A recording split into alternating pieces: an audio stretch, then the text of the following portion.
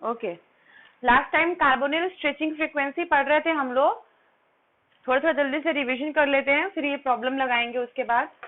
Last time में हमने क्या बताया था क्लास में कि मेटल जो होता है कार्बोनिल के साथ बॉन्डिंग करके कॉम्प्लेक्स बनाता है, ठीक है। और जब मेटल कार्बोनिल आपस में कॉम्प्लेक्स बनाते हैं तो कार्बोनिल का जो इलेक्ट्रॉन होता है वो मेटल को मिलके MC बॉन्ड बनाता है, ठीक है। दूसरी चीज मैंने ये बताई थी आप लोगों को कि मेटल का जो फील्ड डी पाई ऑर्बिटल्स होते हैं उसके इलेक्ट्रॉन वापस से वो डोनेट कर देता है कार्बोनिल को, CO को, ठीक है। ये हमने बताया था आप लोगों को।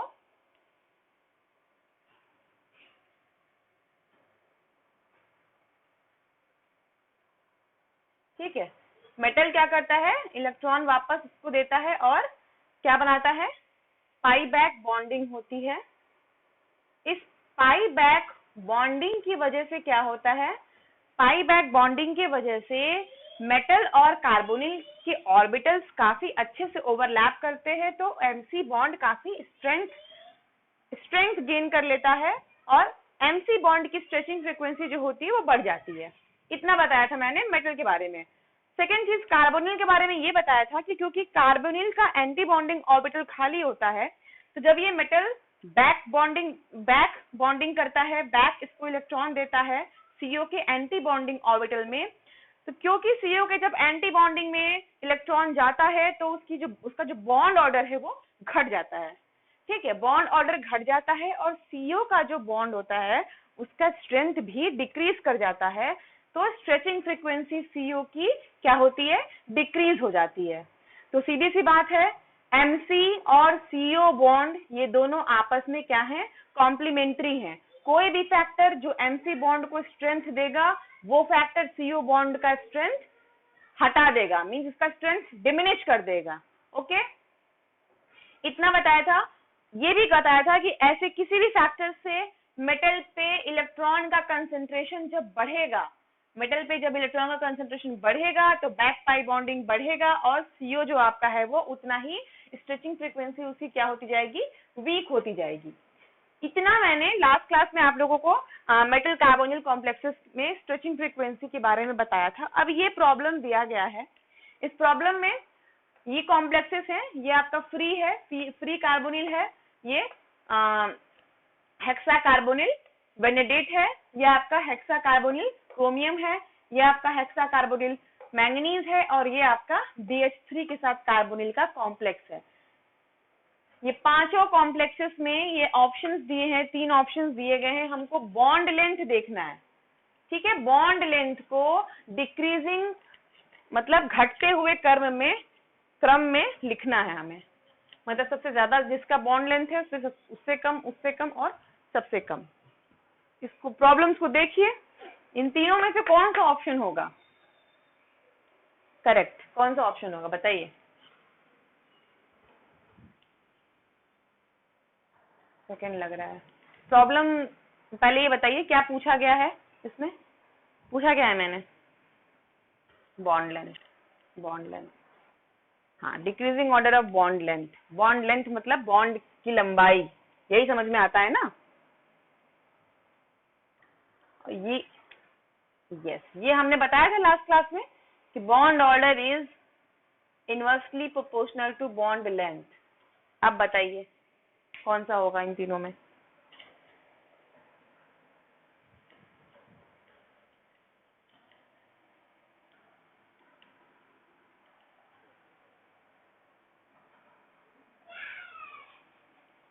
सबसे ज्यादा बॉन्ड लेंथ किसका होगा, सबसे ज्यादा बॉन्ड लेंथ होने के लिए क्या क्या रिक्वायरमेंट है।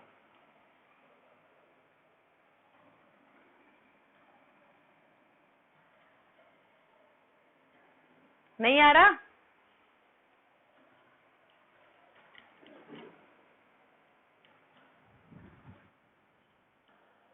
कोई भी।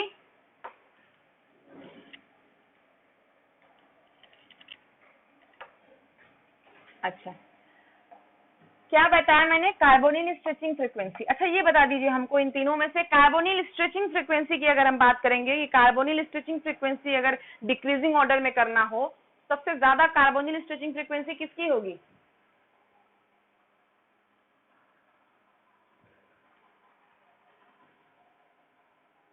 क्वेश्चन चेंज किया है मैंने। अगर हम बॉन्ड लेंथ की ना बात करें, हम कार्बोनिल स्ट्रेचिंग फ्रीक्वेंसी की बात करें, तो कार्बोनिल स्ट्रेचिंग फ्रीक्वेंसी के हिसाब से बताइए सबसे ज्यादा स्ट्रेचिंग फ्रीक्वेंसी किसका होगा, कौन से कॉम्प्लेक्स का होगा इन सब में से? पॉजिटिव। ओके, आपके कहने का मतलब क्योंकि पॉजिटिव चार्ज लगा है, इसका मतलब ये जो आपका मेटल है ये इलेक्ट्रॉन डिफिशिएंट हो जाएगा। इलेक्ट्रॉन डिफिशिएंट हो जाएगा तो इसका बैक पाई बॉन्डिंग जो है वो क्या हो जाएगी, वो घट जाएगी। इस वजह से सीओ की स्ट्रेचिंग फ्रीक्वेंसी आपके हिसाब से बढ़ेगी, सबसे ज्यादा होगी। ठीक है, आपने बिल्कुल सही बताया है। तो सबसे कम बॉन्ड लेंथ इसका होना चाहिए ना। स्ट्रेचिंग फ्रीक्वेंसी अगर कार्बोनिल की सबसे ज्यादा है जिस केस में, तो उसका मतलब कि उसका बॉन्ड ऑर्डर भी तो ज्यादा होगा। जो 4-5 पॉइंट्स मैंने, हाँ तो ऐसे ही ऐस,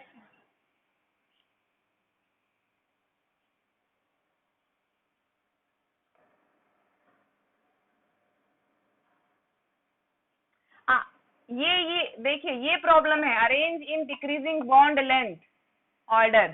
ठीक है, इसके हिसाब से आपको ये आंसर लग रहा है, किस हिसाब से बता रहे हो आप ये?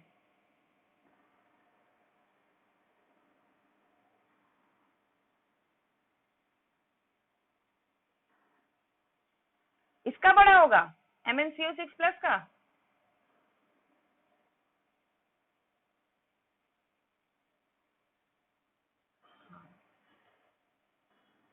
This will be the answer, option 1। ठीक है, हम जब बॉन्ड लेंथ की बात कर रहे हैं तो मैंने यहाँ लिखा है, हिंट दिया है कि bond length is inversely proportional to bond order and bond order is directly proportional to stretching frequency of carbonyl, है ना।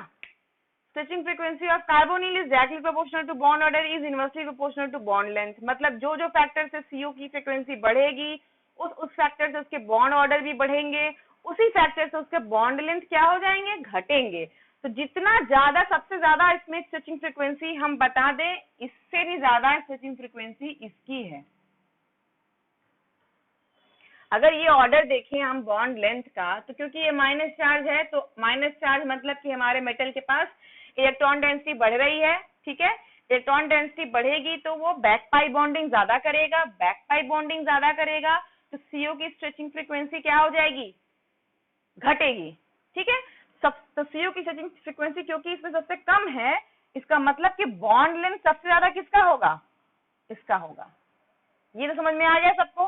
ठीक है, उसके बाद न्यूट्रल वाला, उसके बाद एक पॉजिटिव चार्ज वाला, और उसके बाद इसको हम कह रहे हैं सबसे ज्यादा स्ट्रेचिंग फ्रीक्वेंसी आपकी इसी की होगी।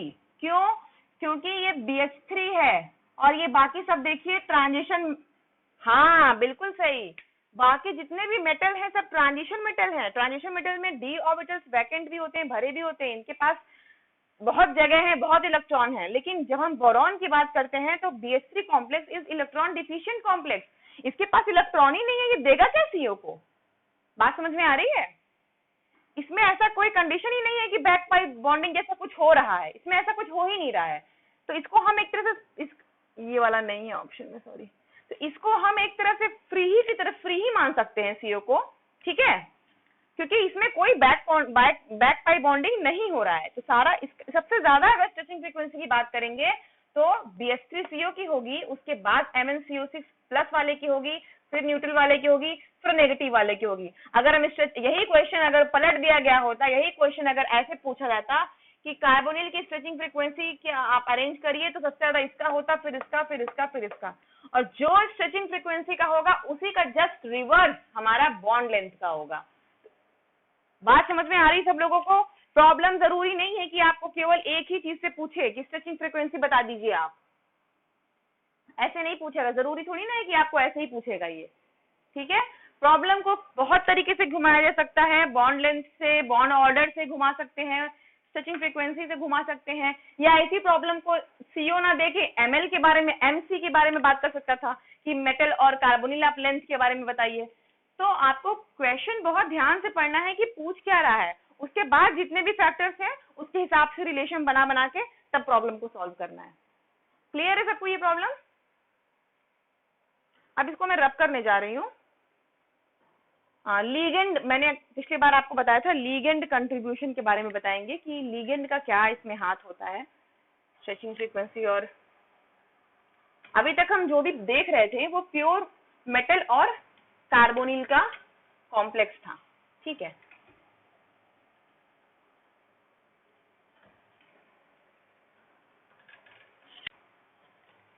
अब देखिए जरा, ऐसे भी तो कॉम्प्लेक्स बनते हैं,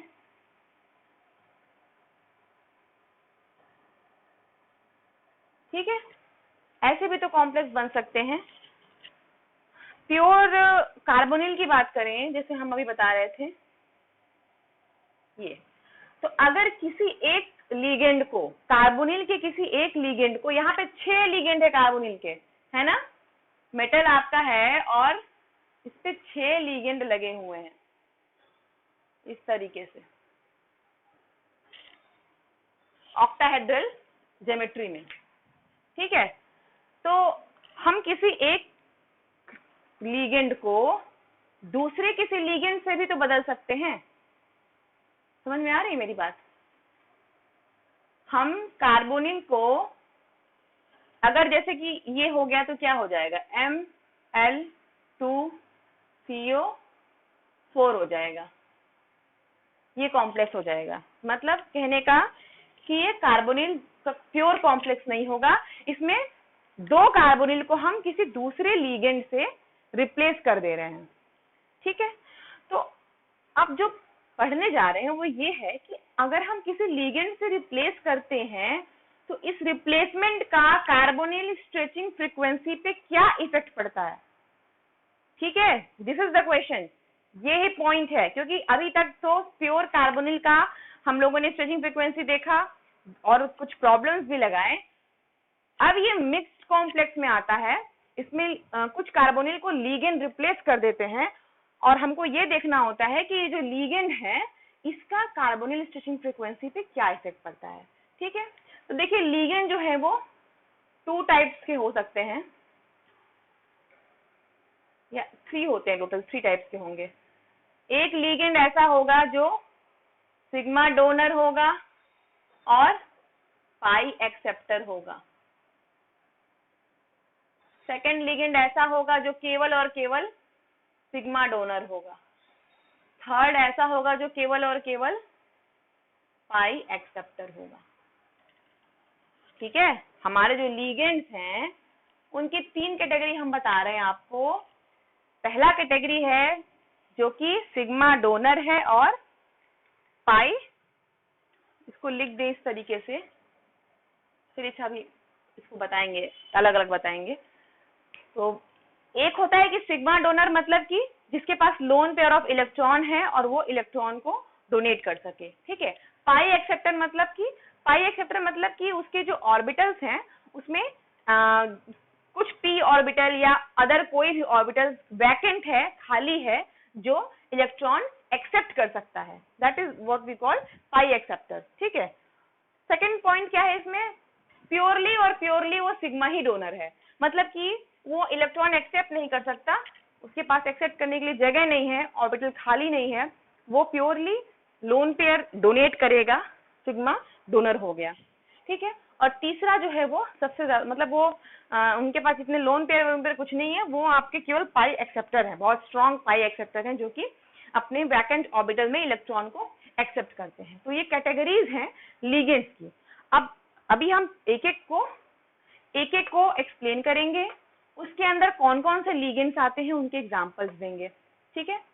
फिलहाल हम ये क्यों बता रहे हैं, इसलिए बता रहे हैं क्योंकि देखिए इसका इफेक्ट यहाँ पड़ेगा, इस जगह पे पड़ेगा।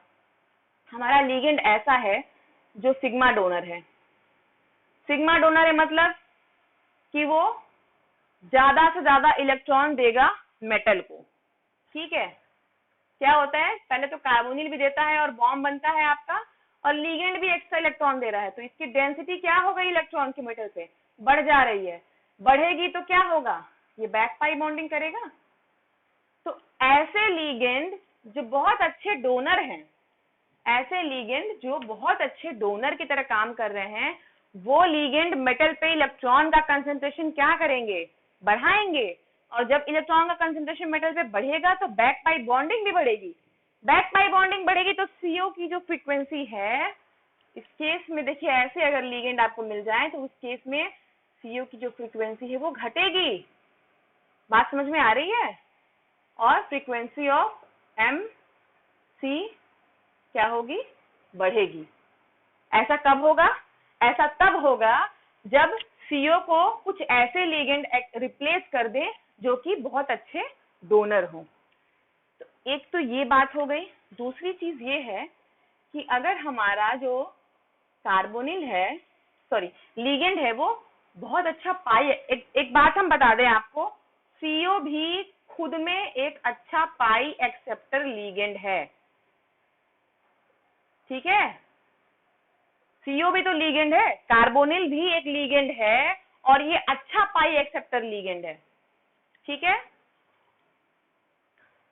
तो दूसरी चीज, अगर हम सीओ को ऐसे लीगेंड से रिप्लेस कर दे जो कि पाई एक्सेप्टर हो, तो ऐसे लीगेंड क्या करेंगे, जो यहाँ मेटल पे इलेक्ट्रॉन डेंसिटी रहती है उसको अपनी ओर खींचेंगे। ठीक है, तो मेटल के जो इलेक्ट्रॉन डेंसिटी है उसको अपनी ओर खींचेंगे, तो मेटल का इलेक्ट्रॉन कम करेंगे। कम करेंगे तो क्या होगा, ये कम से कम सीओ पे देगा। समझ में आ रहा है। तो इस केस में इनकम, देखिए ये हम कंपैरेटिवली बात कर रहे हैं, ये जो भी चीज हम बता रहे हैं अब हम इसको इसके कंपैरिजन में आपको एक्सप्लेन कर रहे हैं। ठीक है, तो अब ऐसा केस अगर हो जाए तो उस इसमें सीओ की फ्रीक्वेंसी बढ़ जाती है और मेटल वाली क्या होती है, घट जाती है। बाकी सारे फैक्टर्स भी इसके अकॉर्डिंग चेंज हो जाते हैं। स्ट्रेचिंग फ्रीक्वेंसी हम केवल इसमें बता रहे हैं, बाकी आप अपने आप समझ जाइए कि जिस भी फैक्टर से स्ट्रेचिंग फ्रीक्वेंसी बढ़ रहा है तो बॉन्ड लेंथ घटेगा और क्या कहते हैं, बॉन्ड ऑर्डर बढ़ेगा। ठीक है, सब कुछ जो मैंने बताया वही चीजें हैं। फिलहाल यहाँ हम स्ट्रेचिंग फ्रीक्वेंसी की बात कर रहे हैं। तो अब आपको समझ में आया कि लीगेंड का कितना बड़ा रोल है। हमारा अगर यहाँ लीगेंड हम रिप्लेस कर देते हैं तो उसका कितना बड़ा रोल है। एक और बात मैं बता दूं कि इन सब का स्ट्रेचिंग फ्रीक्वेंसी जो होता है, अगर यहाँ चाहे तो electron withdrawing group, ligand group लगे हों, तब भी सबसे ज्यादा जो होता है वो प्योर CO6 का होता है। ये बात याद रखिए। ठीक है, मतलब अभी हम प्रॉब्लम इसमें भी लगाएंगे, आपको लीगेंड्स वाले में भी प्रॉब्लम लगाएंगे। तो कि भले ही अगर आपको कुछ क्वेश्चंस दिया हो जिसमें कि ऐसे लीगेंड हो जो डोनर हो, ऐसे लीगेंड हो जो एक्सेप्टर हो, और बिना कोई दूसरे लीगेंड का कॉम्प्लेक्स मिले, यानी कि MCO6, तो इन तीनों में सबसे ज्यादा स्ट्रेचिंग फ्रीक्वेंसी इसकी होगी, फिर इसकी होगी, फिर इसकी सबसे कम होगी। समझ में आ रहा है मेरे कहने का मतलब कि देखो मैंने बताया कि CO is also a very good pi acceptor, तो CO खुद ही इतना अच्छा पाई एक्सेप्टर है। और यहाँ देखिए अगर हमारा 6 के 6 CO रहेंगे तो जो मेटल इलेक्ट्रॉन को देता है, बैक पाई बॉन्डिंग करता है, तो उस इलेक्ट्रॉन को लेने के लिए देखो यहाँ पे 6 CO प्रेजेंट है, 6 CO प्रेजेंट है, तो कुछ तो स्ट्रेस CO पे कम पड़ेगा इस केस में। और लीगेंड वाले केस में, लीगेंड वाले केस में अगर हम लीगेंड से रिप्लेस कर देते हैं तो ये भी इलेक्ट्रॉन को तो अपनी ओर खींचेगा, लेकिन उतनी अच्छे से नहीं खींच पाएगा जितने अच्छे से CO करता था। या कोई CO से ज्यादा स्ट्रॉन्ग पाई एक्सेप्टर अगर रिप्लेस करेगा लीगेंड को, तब वो आपका MCO6 से हाई होगा। ठीक है, अब हम बारी बारी आपको लीगेंड्स के बारे में बताने जा रहे हैं। ठीक है,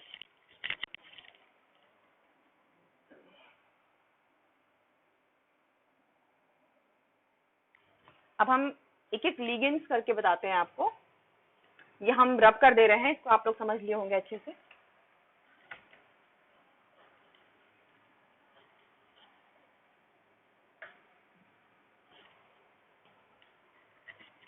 तो पहला पॉइंट बताते हैं, strong sigma donor. First ligands कैसे हो, strong sigma donor and weak pi acceptor. ठीक है,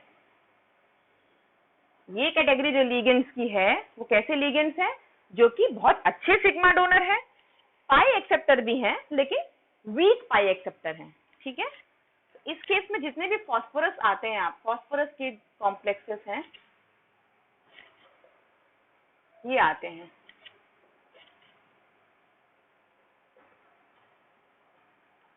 ठीक है, आर्सेनिक का भी रहता है, एएस का भी, नाइट्रोजन का ग्रुप है ना इस तरीके से, नाइट्रोजन फॉस्फोरस आर्सेनिक, तो जनरली फॉस्फोरस और आर्सेनिक वाले ही ग्रुप इसमें आते हैं। ठीक है, तो ये आपका सिग्मा डोनर बहुत अच्छे हैं, बहुत अच्छे सिग्मा डोनर है ये सब, और पाई एक्सेप्टर भी हैं लेकिन वीक हैं। क्यों वीक है, क्योंकि इनके पाई एक्सेप्टर होने का मतलब ये हुआ कि इनके पास वैकेंट ऑर्बिटल प्रेजेंट होता है लेकिन डोनर ये ज्यादा अच्छे होते हैं। अब इन फॉस्फोरस में भी हम बता दें आपको कि देखिए जैसे कि बहुत सारे आपको ये देखिए लिखते रहिए, हम बता रहे हैं, क्योंकि अलग से हम क्या इसका देंगे नोट्स, क्योंकि आपको समझ में नहीं आएगा वो, ये हम पढ़ाते जा रहे हैं लिखते जा रहे हैं, तो आप इसको लिखते जाइए, एक जगह पे नोट करते जाइए, या फिर लेक्चर बाद में रिकॉर्ड देखकर भी आप लोग लिख सकते हैं। अब फॉस्फोरस वाले में भी देखिए ये सीरीज है, इसका समझ में आ रही है मेरी बात कहने का, क्योंकि मैंने आपको ये बता दिया कि ये ऐसा ग्रुप है लिगेंड का जो कि सिग्मा डोनर भी है और पाई एक्सेप्टर भी है, लेकिन डोनर वाली जो कैपेसिटी है इनके अंदर वो ज्यादा है, means they are more sigma donor, strong sigma donor and weak pi acceptor. तो अब ऐसे में भी सब्स्टिट्यूएंट देखिए क्या लगा है, अगर हमको 4 कॉम्प्लेक्स ऐसे मिले हैं, अभी देखिए क्वेश्चंस बताएंगे, इसलिए पहले ये सब चीज समझ लीजिए अच्छी तरीके से, इससे भी एक प्रॉब्लम है मेरे पास, प्रॉब्लम लिख ही देती हूँ ज्यादा बेटर होगा।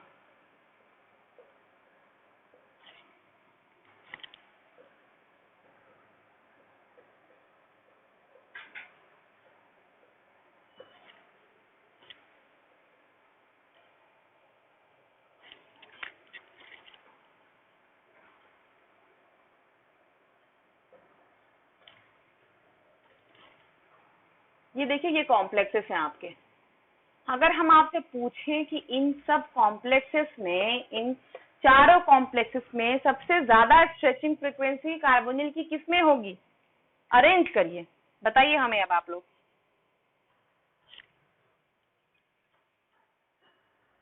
सबसे पहले इसका होगा, सबसे पहले इसका होगा, क्योंकि इसमें कोई और लिगेंड नहीं लगा है, ये प्योर कार्बोनिल का टेट्राहेड्रल कॉम्प्लेक्सेस है। देखिए ये सारे के सारे कॉम्प्लेक्स जो हैं वो टेट्राहेड्रल हैं, ये ध्यान दीजिए, 4 लिगेंड हैं इसमें भी।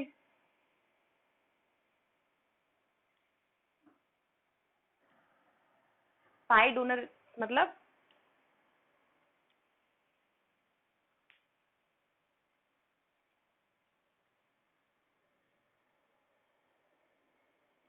सिग्मा डोनर है, स्ट्रॉन्ग सिग्मा डोनर है, वीक पाई एक्सेप्टर है। ठीक है, मैं समझ रही हूं आपकी बात, लेकिन ये चीज कब होगा, जब ये देखिए ये केस ये है ना, इसको हम बता सकते हैं इस तरीके से, NiCO3 एक कार्बोनिल को लिगेंड से रिप्लेस कर दिया गया और वो लिगेंड क्या है, CH3 है ना। उसी तरीके से इसमें भी देखिए, इसमें भी CO3 लिखा है, मतलब कि एक कार्बोनिल को आपका COCH3 से रिप्लेस कर दिया गया है ना। और उसी तरह यहाँ पे एक लिगेंड PME3 से रिप्लेस कर दिया गया है। लेकिन एक और चीज देखिए, ये तो प्योर है ना, ये तो प्योर है, इसमें तो कोई लिगेंड बाहर का दूसरा है ही नहीं, पूरा का पूरा CO4 है। सबसे ज्यादा इसकी होगी ना, सबसे ज्यादा इसका होगा। मैंने अभी लिगेंड्स के बताने के पहले आपको ये चीज बताई थी ना, मैंने बताया था ये वाली बात आप लोगों को, आप लोगों ने ध्यान नहीं दिया होगा। ये मैंने कहा था ना कि CO जो है सबसे अच्छा पाई एक्सेप्टर है, खींचने वाला, मतलब समझ रहे हो। मेटल से इलेक्ट्रॉन लेने की जो टेंडेंसी है वो खुद ही कार्बोनिल की सबसे ज्यादा है। तो जहां पे हमको प्योर दिख रहा है, जहां केवल कार्बोनिल प्रेजेंट है, सबसे ज्यादा उनका होगा। पहले तो हमको उनको फर्स्ट नंबर पे करना है, उसके बाद आप देखिए कि जो लीगेंड वाले हैं उसमें कौन कम ज्यादा है। बात मेरी समझ में आई आप लोगों को? पहले तो आप इसको निकाल दीजिए, सबसे पहले इस सबसे ज्यादा स्ट्रेचिंग फ्रीक्वेंसी इसकी होगी, क्योंकि इसमें चारों जो है वो कार्बोनिल हैं, और कार्बोनिल खुद ही में सबसे ज्यादा इलेक्ट्रॉन विड्रॉइंग है, मतलब इलेक्ट्रॉन को अपनी ओर लेने वाला है। बाकी जो लीगेंड लगाए हैं वो तो एक कार्बोनिल को हटा के लगाया गया है ना, बाकी जितने भी हैं वो एक कार्बोनिल को हटा दिया है। मेरी बात समझिए सब, मतलब मैं ये पहले भी लिखा था कि CO is a very good pi acceptor, लिखा था कि नहीं? अब आप सोचिए एक बार कि इसको हम अगर ऐसे लिख दें, लो ऐसे लिख दें, अगर है एक ही चीज पर हम इसको ऐसे लिख दें, अगर दिख रहा है सबको? इसको हम अगर ऐसे लिख दें और बाकी सब ऐसे हैं, तो अब बताइए सबसे ज्यादा किस में होगा? पहले इसी में होगा ना, क्योंकि यहाँ तो लीगेंड सिग्मा डोनर वाले हैं, और यहाँ तो ये CO जो है वो एक्सेप्टर है। ये समझाने का मतलब ये है, देखिए चाहे हम टेट्राहेड्रल कॉम्प्लेक्स की बात करें, चाहे हम ऑक्टाहेड्रल कॉम्प्लेक्स की बात करें, अगर 4 लिगेंड है तो टेट्राहेड्रल कॉम्प्लेक्स हुआ या स्क्वायर प्लेनर, ठीक है, दोनों में से कोई एक हो सकता है, स्क्वायर प्लेनर या फिर टेट्राहेड्रल। अगर स्ट्रॉन्ग लिगेंड है, जैसे कि CO इसमें स्ट्रॉन्ग लिगेंड है, CO स्ट्रॉन्ग लिगेंड है, तो टेट्राहेड्रल ना बन के ये स्क्वायर प्लेनर बनेगा, ठीक है। अगर CO की जगह पे कोई वीक लिगेंड फील्ड होता तो आपका वो क्या होता? वो टेट्राहेड्रल होता, ठीक है। तो जहां पे पूरे के पूरे लिगेंड CO ही होते हैं, वो सबसे ज्यादा स्ट्रेचिंग फ्रीक्वेंसी उन्हीं की होती है। उसके बाद हमको देखना होता है कि CO की जगह जो दूसरा लिगेंड लेकर आए हैं उसको आप कंपेयर करिए। क्लियर हो गया ये बात? तो फर्स्ट नंबर पे हमारा NiCO4 ही होगा। अब बताइए कि सेकंड नंबर पे कौन होगा इन तीनों में से? फिर गड़बड़ बता रहे हो आप लोग, हम क्या बताएं, समझ में नहीं आ रहा है, हम कब से चिल्ला रहे हैं। PME3 क्यों होगा? डोनर है, अरे भाई हाँ समझ रहे हैं, सबसे ज्यादा डोनर है, ये देने वाला है, ये तो देगा सबसे ज्यादा ना। अगर देगा ये तो बैक पाई बॉन्डिंग तो बढ़ जाएगी ना। देखो भाई, फर्स्ट नंबर पे ये होगा, सेकंड नंबर पे PF3 वाला आएगा, फिर उसके बाद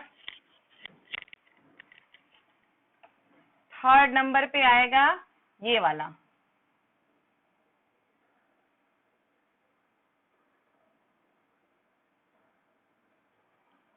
OPH होल थ्राइस, उसके बाद आएगा ये लास्ट में सबसे ज्यादा।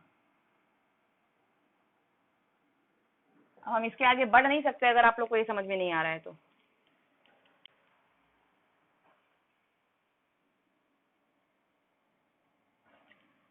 हाँ ओ, जस्ट ए मिनट, मेरी ही फॉल्ट थी। अच्छा यहाँ मेरी ही गलती हो गई, देखो मैंने ध्यान नहीं दिया, तभी आप लोग का गड़बड़ हो रहा है। अब ठीक है? अब ठीक है? अब सही है ना? सिग्मा डोनर कहेंगे तो ऐसे कहेंगे, अगर पाई एक्सेप्टर जो हो अगर हम लिखते हैं यहाँ पे तो ऐसे लिख कर देते हैं। माई मिस्टेक, मैंने इसको पाई एक्सेप्टर समझ के ऐसे से कर दिया था, पर मैं ये नहीं समझ पा रही थी कि आप लोग सिग्मा डोनर का सीरीज ले रहे होगे। अब तो क्लियर हो गया। और वैसे भी सोचिए आप लोग, जरा दिमाग लगाइए, अपना खुद का दिमाग लगाइए। ये तो मान लीजिए दिया है, मान लीजिए एग्जाम में कुछ और कोई मिक्सअप लीगेंड आ गया। कभी कभी होता है कि आपको थ्योरी पता है लेकिन आप लीगेंड नया कुछ देख के नहीं समझ पा रहे हो, तो आप जरा दिमाग लगाइए, सोचिए कि देखिए फ्लोरीन क्या होता है, इलेक्ट्रॉन विड्रॉइंग ग्रुप होता है ना। फ्लोरीन क्या होता है? इलेक्ट्रॉन विड्रॉइंग ग्रुप होता है, माने इलेक्ट्रॉन खींचने की क्षमता इनके अंदर ज्यादा है। तो फास्फोरस के जो लोन पेयर्स होंगे वो अपनी ओर खींचेगा, जितना ज्यादा खींचेगा तो इसकी सिग्मा डोनर कैपेसिटी क्या होगी? कम हो जाएगी, है ना।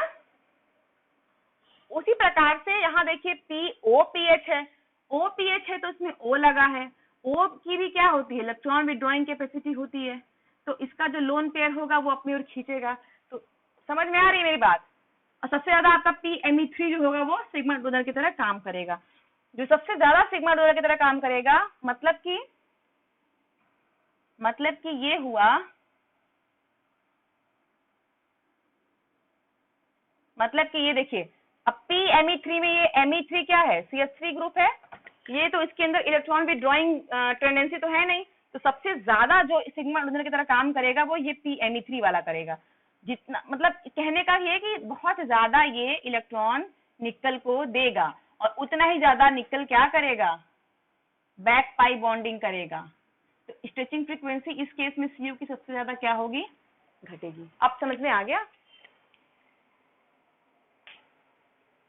रिस्पॉन्स में अब समझ में आ गया आप लोगों को ये।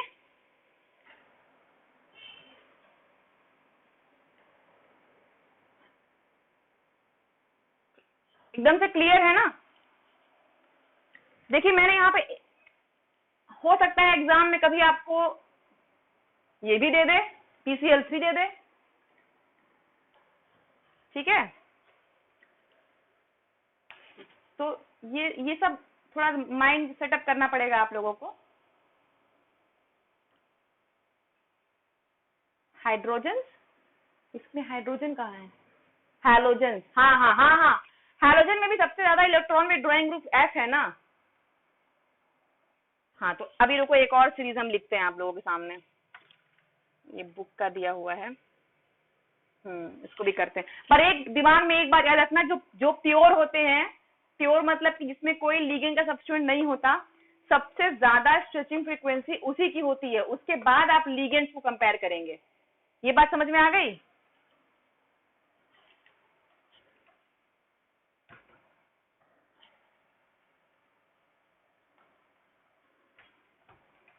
इस पे प्रॉब्लम नेट में आता है तो हम चाहेंगे कि आप लोग उसको लगाइएगा, मिलेगा। तो देखिए ये मैं एक कॉम्प्लेक्स लिख रही हूँ, मतलब ये मैं लिखी जा रही हूँ, सीधे आप लोगों को दे नहीं रही हूँ।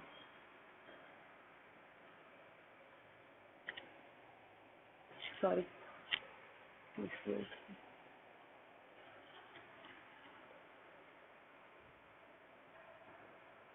PH2Cl2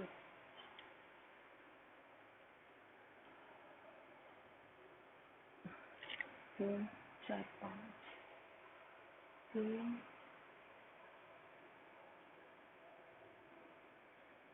6 हो गए।